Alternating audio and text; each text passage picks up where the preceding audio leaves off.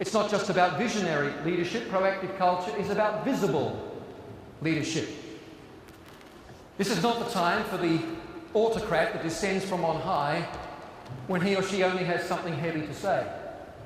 It's not the time for the bunker jumper who is always looking for somewhere to hide in a tough situation or somebody to blame. I'm sure you've met executives who operate like that.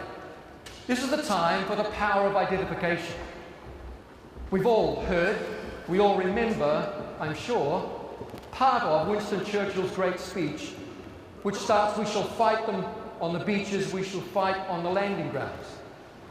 People all over the world of many language groups remember this speech, but don't realise that it's actually just a very small part of a much longer speech given in the House of Commons just down the road in 1940. In fact, it's just the last paragraph, not even the entire paragraph, just 4 lines. We remember those 4 lines, above all else, because of the power of identification. Those little words, "we shall," appear 10 times in just those few lines. This man, Leonard Avis, owns a bank in Florida. Last year, he was given a $60 million bonus as part of his contracted wage package. Rather than keeping it all to himself, he decided to distribute it evenly among his 400 staff, an act which caused him to be celebrated by President Obama in a recent speech. Here's a banker actually doing something good and positive for his staff. This is the power of identification. This graph was presented by the Times newspaper last week. A lot of my work is done in the media. I leave here today to be in a debate on the BBC.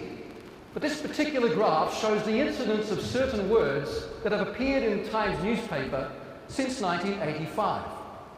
It's interesting to note, for example, the red line, which represents the word terrorism.